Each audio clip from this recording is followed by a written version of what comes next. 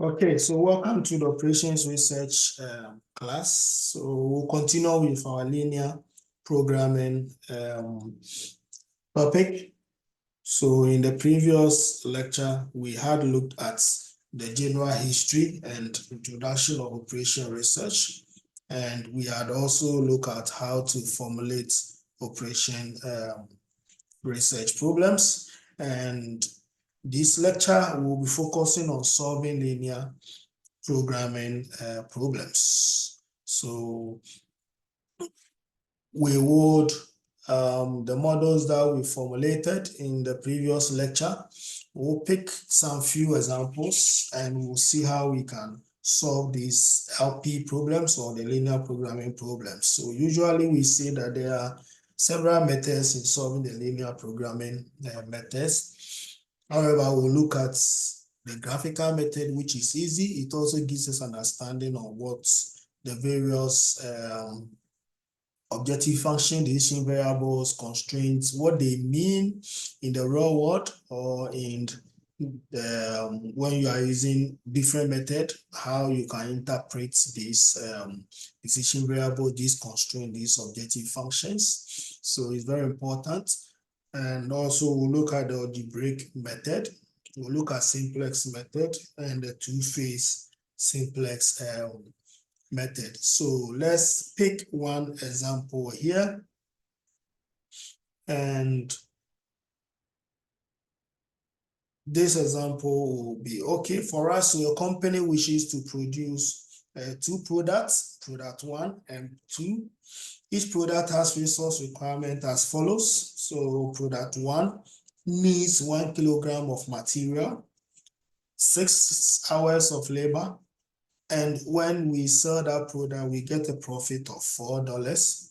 Product 2, we need 2 kilograms of material, 6 hours of labor, and when it's sold, a profit of $5 is generated. And as usual, the resources are limited, so we have 10 kilograms of material available and 36 hours available for a particular production cycle. There's also one constraint that says that product 1 production cannot exceed 4 units in a particular production cycle. So if you are to grab this, we'll see that we will maximize this problem. So let's move to our whiteboard and try and solve this from there. So I want to share my screen and bring up the whiteboard.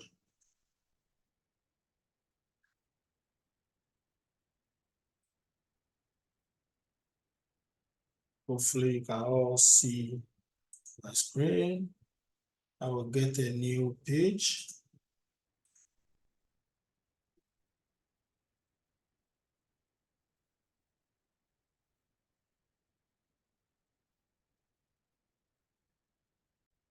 Okay, so the first problem here is to formulate this production problem. So we know that to do the formulation, we need to know the decision variable. So we can say that let X1 be the quantity of product 1,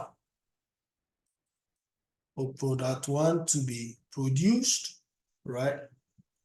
And X2 can also be the quantity of product 2 to be produced. Then we'll say that the objective function is to maximize the profit, which is 4x1 plus 5x2.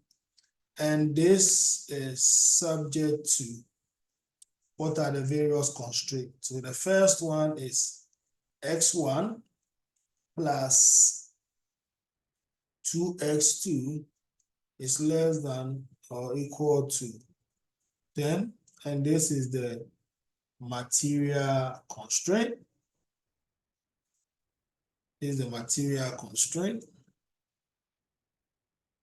Then we have 6x1 plus 6x2 also less than or equal to the available 36 hours in the production cycle, and this is the labor. Then we have x1 is less than or equal to 4. That is the company policy. Yeah, so this is the company policy on product 1. Then we say that don't forget that the x1 and x2 must satisfy the non-negativity rule. That means that they should obtain values which are 0 or greater than 0. All right, so this is the general form of the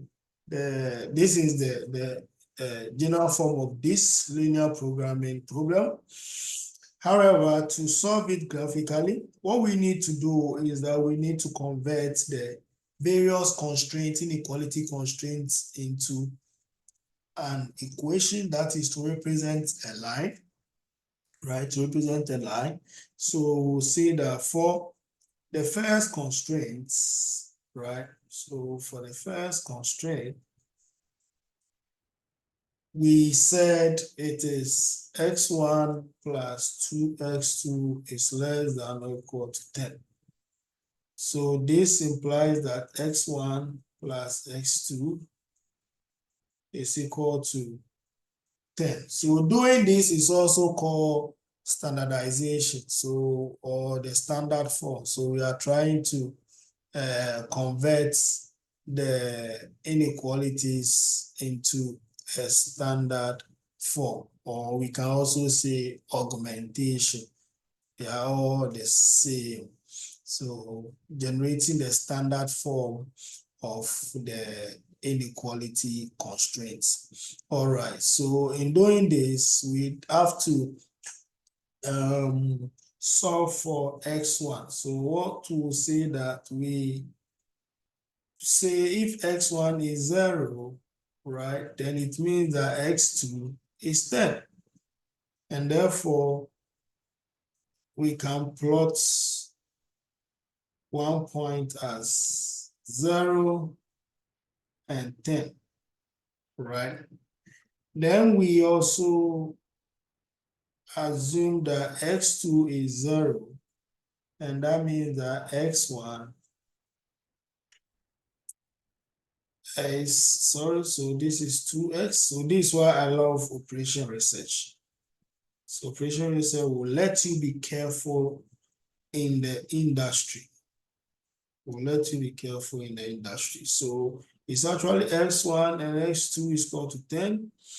And this is x2 is 10 on 2, which is 5. And therefore, our first point is 0, 5. That's why I love operation research. It will train you engineers to be very careful in using your numbers. Now, if x2 is 0, then x1 is 10, and therefore we can have another point as 10, 0. So it means that for constraint 1, the constraints in a standard form bounded by a line would be defined by the 2 points 0, 5 and 10, 0. All right, so let's look at constraint 2. Constraint 2. So for the second constraint,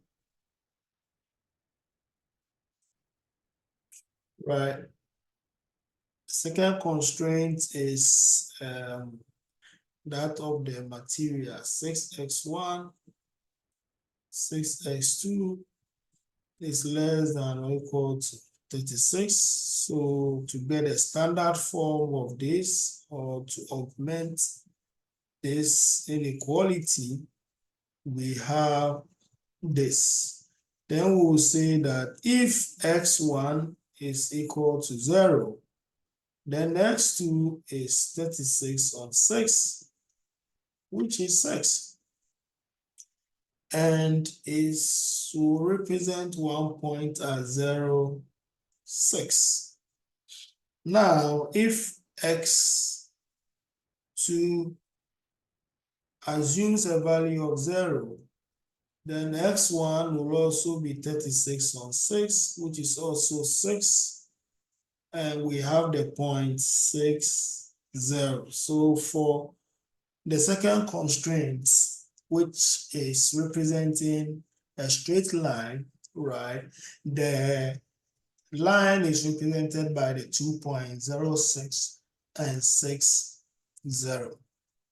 06 and 60. Then for the third constraint, right? So for the third constraint, right, we have x1 is less than or equal to 10. So that means that x1 is equal to 4, and so we'll have 4, 0. Having a line passing through 0.40 makes it a vertical line or a straight line, right? It can also be an horizontal line. However, the line passes through 0.40 and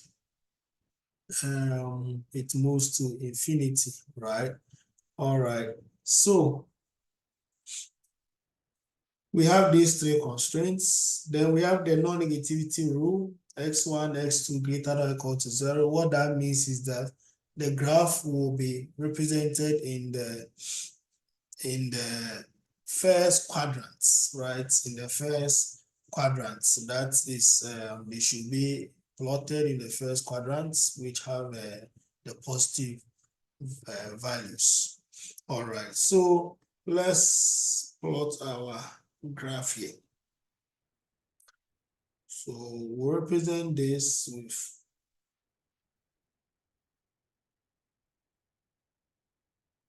so usually you have to draw this on a scaled map, right? Or graph, yeah, scaled graph. But for this is an illustration, purpose. This is just for illustration. So it's not drawn to scale. All right. So here I'll represent this as is by x2, and we'll represent this by x1. Okay, and when you look at the points to plot, we have 0, 5, you have 0, 5, and 10, 0.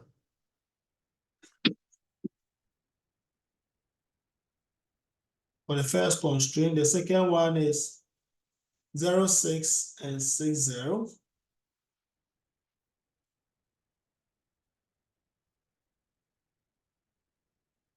And the third one is 4, 0.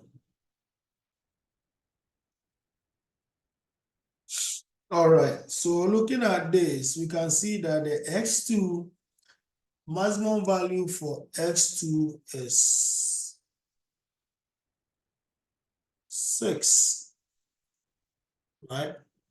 And the maximum value for x1 is actually 10.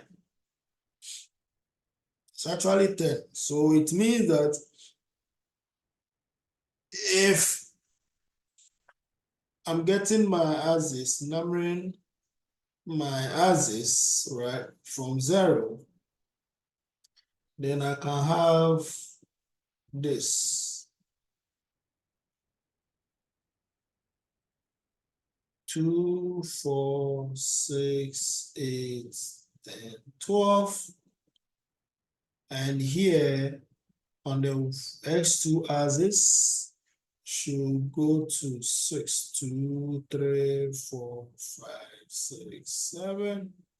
1, 2, 3, 4, 5, 6, and 7.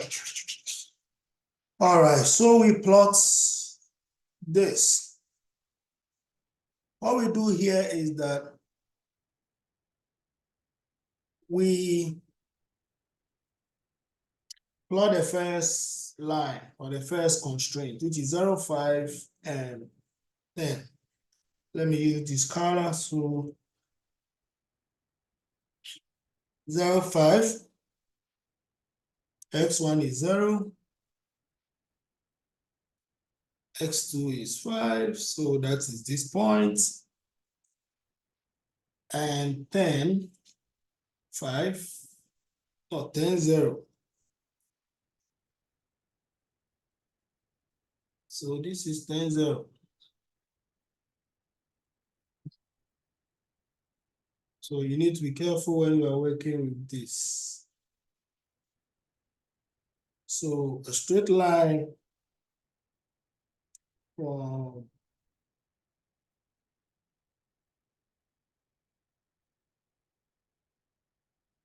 so that is a straight line. Okay. Then the second point. Now, okay, for the first point, when we grab this, right, remember it is the equation is less than or equal to 10. So if it's less than, then the constraint is representing values which are less than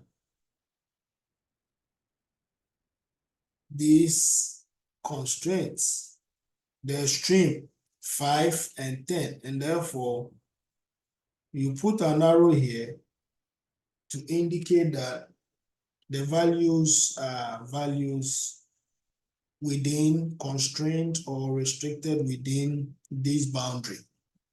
So it's important to indicate the arrows. Now,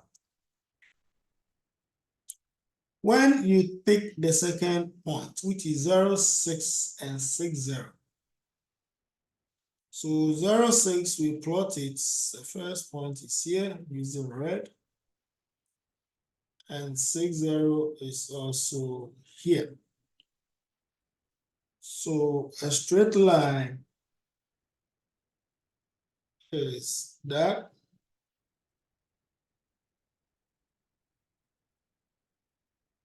And that. So that is a straight line for the second. Again, the constraint was less than or equal to 36. That the values were less than or equal to 36. And when we solve them, means that the x value, the 6 and 6 contain the feasible solution or the region. So again, you indicate with the arrow. Yeah. Let's see that the values which are within this. Right, good. This also applies because we presented the constraints in a standard form, where if it's maximization, then all the constraints are less than or equal to constraints. If it's minimization, then it's greater than or equal to constraints. So just keep that in mind. All right. So the third constraint is 4, 0. X1 is 4 and 0. So 4, 0 is 4 and it goes up a vertical line like that. And again, we need to indicate the arrows, right? Why? Because it was x1 is less than or equal to 4, right? And that means that x1 must attain values which are less than or equal to 4. Remember, it was stored in the general form of the LP problem. That's why this applies. Now you can see that the solution is actually bounded by 3 straight lines. The blue one, which is the first constraint. So to make it safer for us, we can write the constraints, the equation or the line of equation on the constraints. So we say that this is, I think, x1 plus 2x2 is equal to 10. The second constraint is so I think 6x1. Yes, 6x1 plus 6x2 is equal to 36. And this is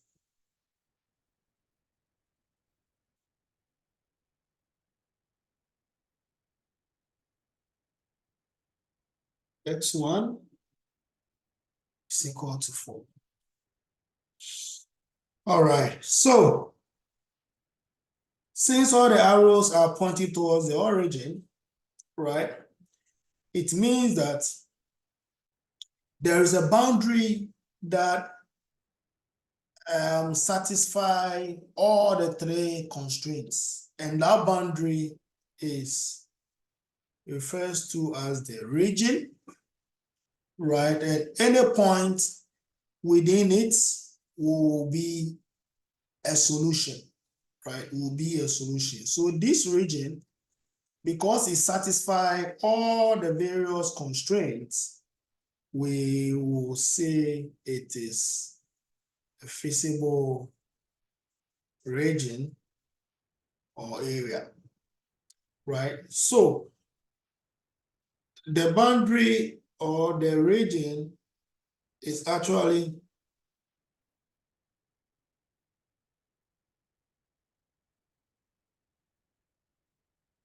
bounded by that, and that. I'm using black line.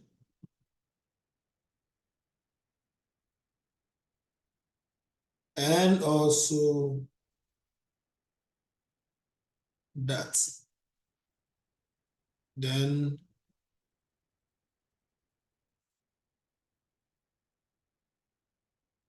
this line and this line, right? So usually we can shade this and say that the region is made up of this. And that is what we call the feasible region. The feasible region. So this region which I have hashed, are actually defining a feasible region, and any value that is taken or any point that is taken from any of these regions will satisfy the 3 constraints and will give us a Z solution. Will give us a Z solution. So usually the Z solution is values which are within this and also on the boundary line. Any value outside that, for instance, this value indicated here, will make the solution infeasible. That means that it will not satisfy all the solution. Even if it is here, which is satisfying the x1 less than or equal to 4, but it's not satisfying the blue line and also the red line. Therefore, it will make the solution infeasible. That's what we say, infeasible. All right, so we need to find the maximum profits, which is the Z, the maximum profit, which is the Z. And usually if it is drawn to scale, remember that the Z is made up of 4x1 plus 5x2, right? And to get the slope. Remember, this is in the form of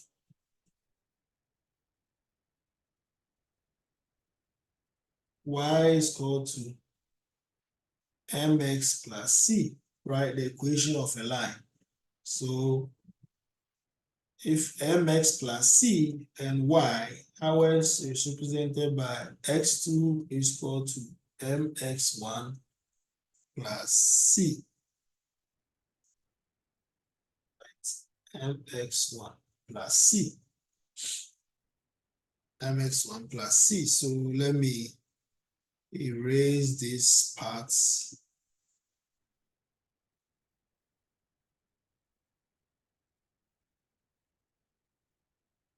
So x2 is mx1 plus c, right? So if we are to convert our objective function here, right? Remember, our objective function is z 4x1 plus 5x2. So then it means that 5x2 is equal to, so I'm trying to solve this, representing z by c, right? 4x1 plus 5x2. So you see that x2 will be c over 5 minus 4 over 5x1, something like that. X is c on 5.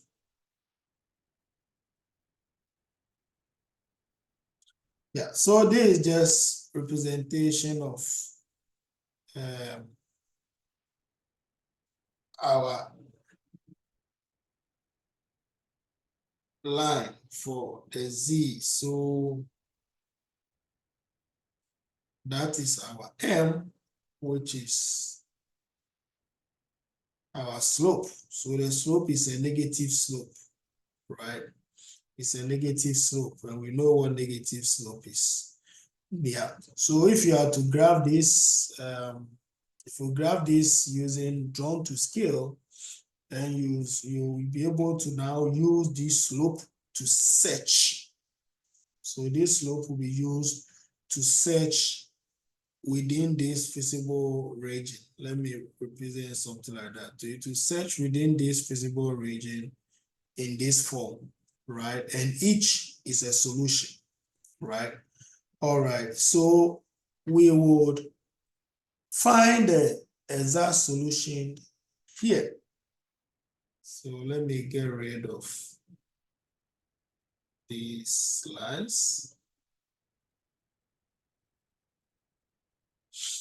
All right, get rid of these lines. So what we'll do here is that it is known that the best solution or the optimal solution that will maximize the objective function, right? That will maximize this z, the objective function, is always found on the nodes. It's always found on the intersections, on the nodes, right?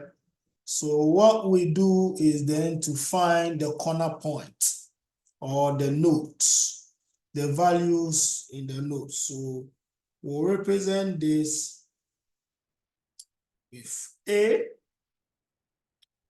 we'll represent this node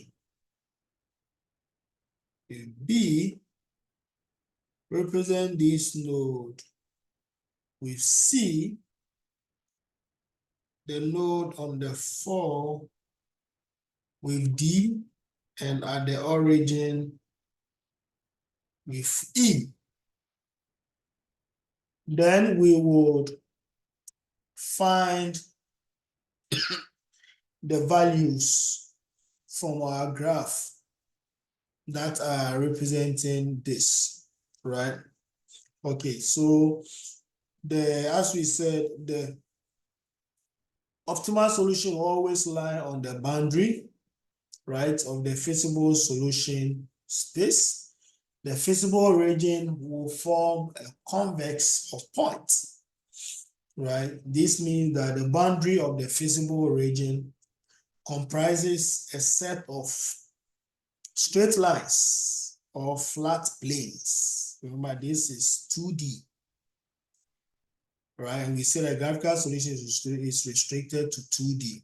You can go to 3D if you can graph 3D on a 2D page, or 4 dimensions if you can graph it, or 5 dimensions. So far as your eye can see any dimension, you can use the graphical solution.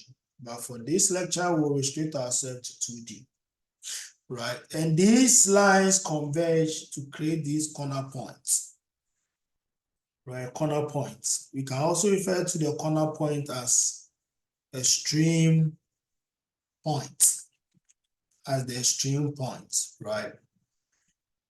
Now, due to the property of the property of convexity, right? The boundary formed by the constraint equations must contain a set of points that includes a unique maximum value of C. So therefore, the boundary contains the optimal points, right? All right, the optimal points. So for any linear programming problem, each of the extreme points on the feasible boundary, which is within the feasible solution, is the intersection of 2 or more constraints, right? 2 or more constraints, or the constraining equations. All right, so we will then create a table and find the various points, right? And find the various points. So I will delete some of the things here so that I will represent, I'll put my table there because I don't want to move off from this graph. All right, and we'll say that what are the points? So I have a point,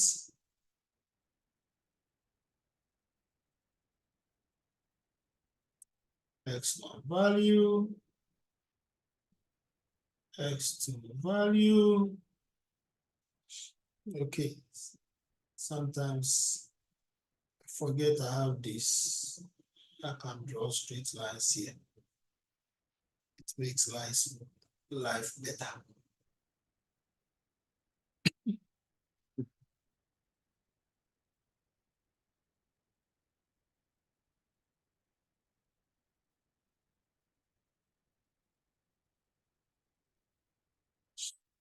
Then the z.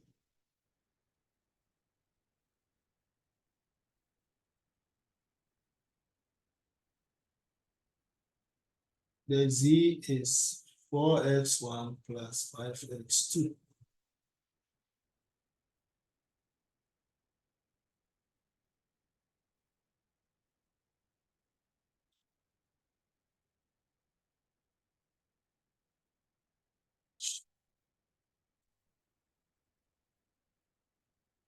All right. So what we'll do here is that we have the various points A, B, C, D, E. Oh, it's only up to E. All right. So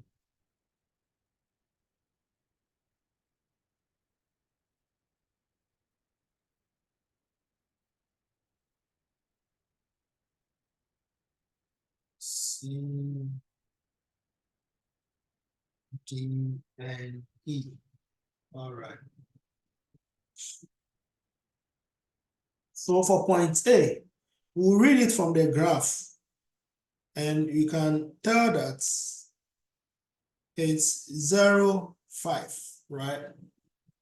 So it's 0 and it's 5, and when you put it in the Z, you will get 25, right?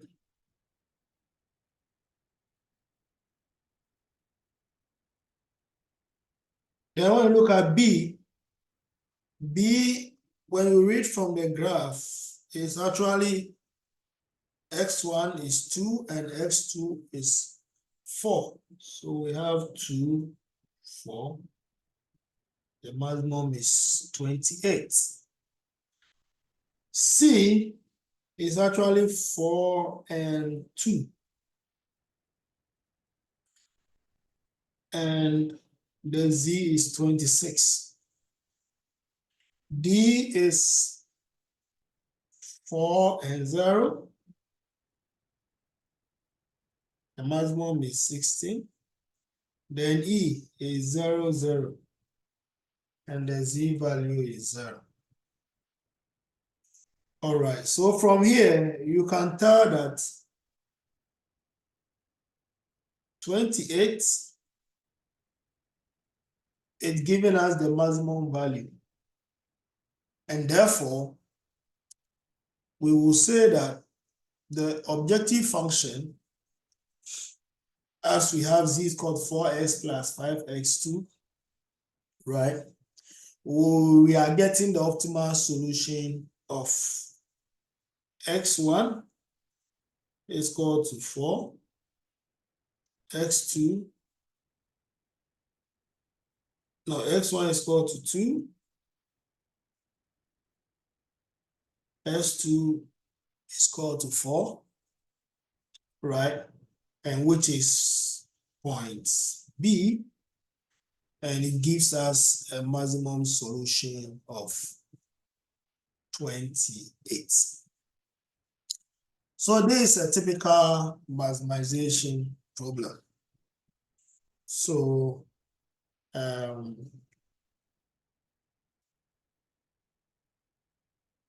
the optimum solution is found to be x1 is equal to 2, x2 is equal to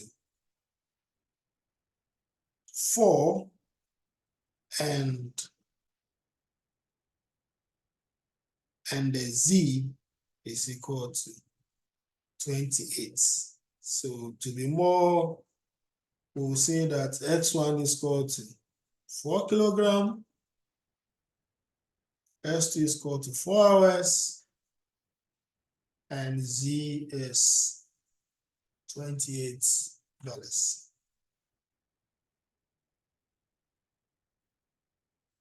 G is $28. No, so this is not a material. Oh, yeah. Yeah, so that's the number of products to produce. So 2 products, product 1. Yeah, number of products. So I need to produce 2 of product 1, produce 4 of product 2, and I will get a profit of $28. This is the decision that we would advise management to abide or to comply to be able to maximize their profit. All right, so let's take another example here. Hopefully, with this, with the first knowledge, we'll be able to get this example also going, right? So this is a minimization problem. So a minimization problem, we want to minimize Z, and the function is 3x1 plus 3x2. Now this function is subject to 2x1 plus 4x2 and is greater than or equal to 16, 4x1 plus 3x2 is less than 24. X1 is greater than or equal to 2. Then x1, x2 is greater than or equal to 0. That's the non-negativity rule. Right. So you can see that this is not in the standard form of the LP. Right. So the general form of the LP for minimization, if you want to minimize, is 3x1 plus 3x2 and is subject to 2x1 plus 4x2 greater than or equal to 16. Remember, the general form of the LP, if it's minimization, the constraints are maximized, they are greater than or equal to, right? So this one we multiply through by negative, and then it will be negative 4x1 minus 3x2, and that will change the sign to negative 24, right? I will change the sign to negative 24. X1 is still greater than or equal to 2, and x1, x2 greater than or equal to 0. All right, so this is what we want to plot. This is what we want to plot.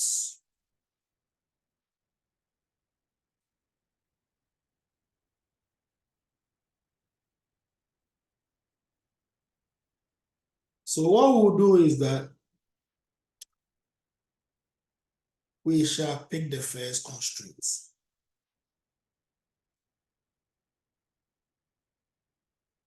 So the first constraint which is provided is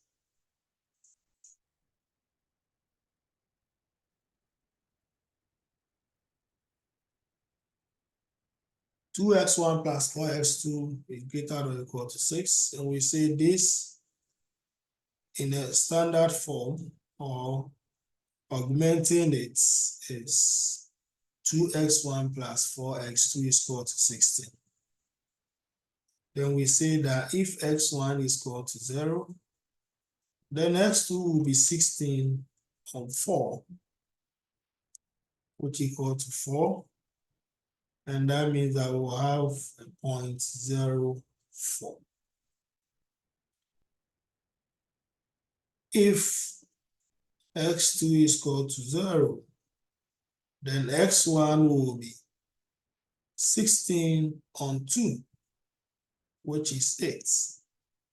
And that means that we have a 0.80. So this is for constraint 1. Constraint 2, or the second constraint, augmenting the second constraint. Second constraint is 4x1 plus 3x2 less than or equal to 24. Yeah, so you can work with the other equation, which is the standard form, right? Yeah, which is the standard form, and you still get the same solution. Okay, yeah, you still get the same solution. So for here, the standard form is 4x1 plus 3x2, which is equal to 24. So if x1 attains a value of 0, then x2 will be 24 on 3, which is 8. Therefore, we'll have a 0.08. If x2 is 0, then x1 will be 24 on 4, which is 6. And therefore, we have 6, 0. So this equation of the line is represented by these 2 points. All right. Then the third constraint. The third constraint is x1 is greater than or equal to 2. So the standard form of this is x1 is equal to 2, which is a straight line passing through the point 2, 0. Yeah, passing through the point 2, 0. All right. Any other constraints? X1, X2 is greater than or equal to 2. So you want to graph our solution or our problem, minimization problem in the first quadrant, right? In the first quadrant. So the first point is 0, 4, 8, 0. So let's write them here so that we don't forget. 0, 4, and 8, 0. The second one is 0, 8, 6, 0. 0, 8, and 6, 0. Then the third line passes through 2, 0. Okay. So again, let's plot our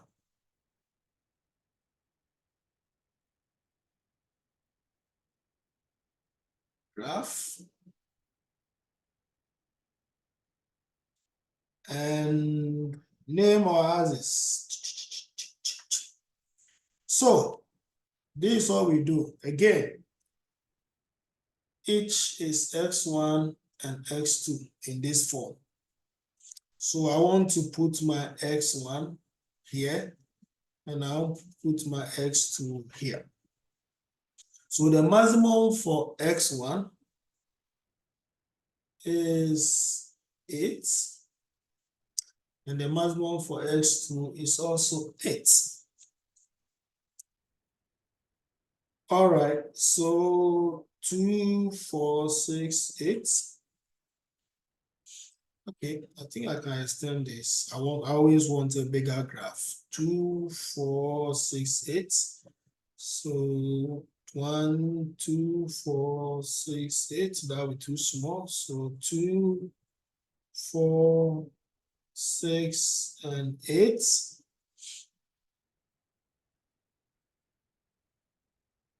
So I will extend this graph a bit.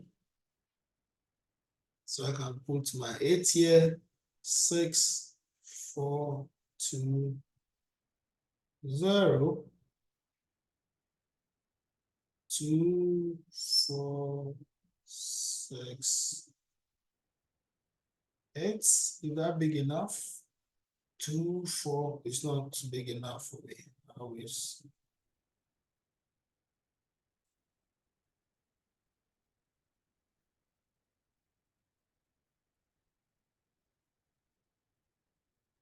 Two, 4, 6, 8. 2, 4, 6, 8. All right. So the first line, let me use blue. So this is the first line, right? First line, 0, 4, and 8, 0. So 0, 4 is here, 8, 0 is there. So a straight line will move from that to that.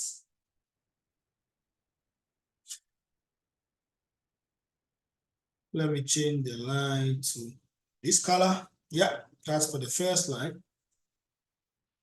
And remember, is maximization. And when you look at the equation,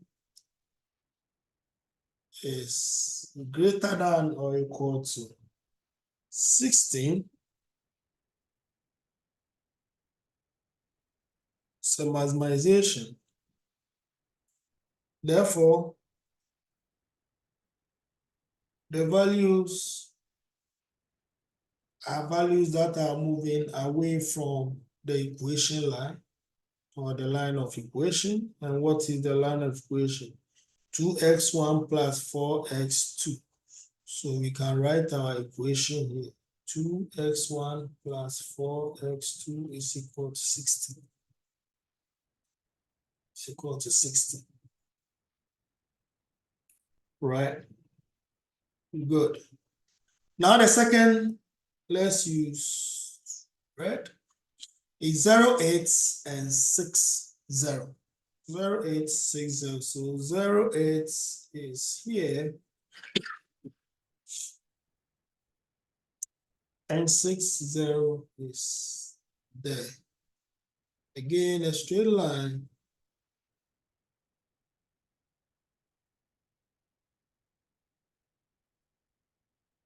Is that.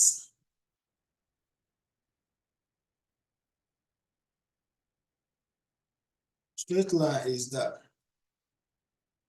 Now for this, you can see that the constraint is less than, meaning that it's on the left side, right? If you look at this, is the standard form is negative or moving negative, meaning that it's on the left side of the equation or the line. So that means that our solution reagent is in this form. So the equation for this line is 4x1 plus 3x2 less than equal to 24. It's equal to 24. And the third is x2 is greater than 2. If you have to plot this,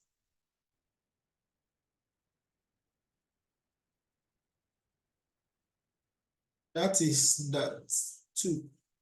So vertical line on 2. So x2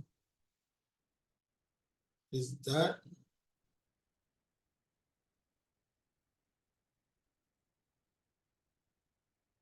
Let's make it green. So is it going to the left or is it going to the right? It's greater than 2. So it means that all the values is x1 greater than 2. So all the values for x1 which are greater than 2 must move in this direction, right? So this one is x1 is equal to 2 line. All right, so the feasible region is, so for the green, it's moving this way. Let me use green. For the blue, oh yeah, for the blue line, first constraint is moving up. And for the red line, the second constraint is moving down. So the intersectory feasible region is this region.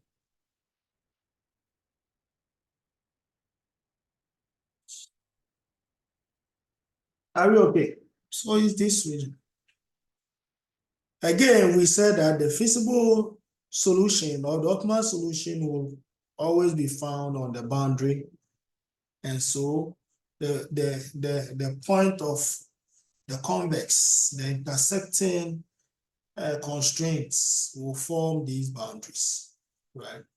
Therefore, we have these points, we have these points. That will be the feasible solution or the optimal solution, let me put it that way. and we'll find these vertices. So we have A here, B here, and C. So to find this, so for A, you can just pick these two equations and solve for x1 and x2. B, pick this equation and solve for x1 and x2. C, this equation solve for x1 and x2. Right? However, in the graphical approach, we would have our normal table here and say that we have a point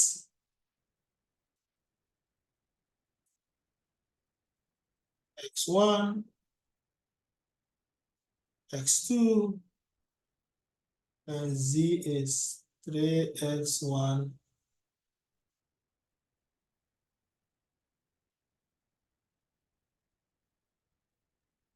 plus 3x2.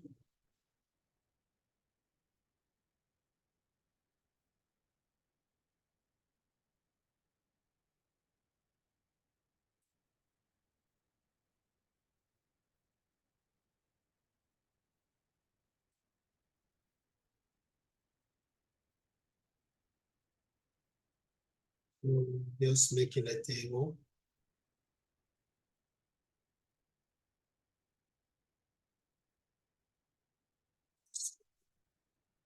Table here.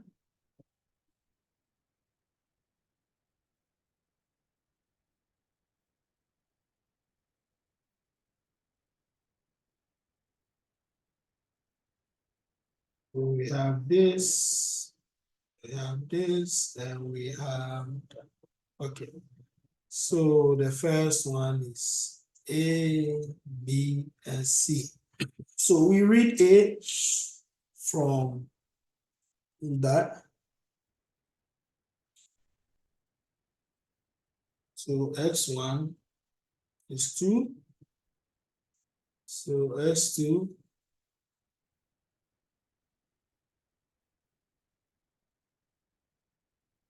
somewhere there.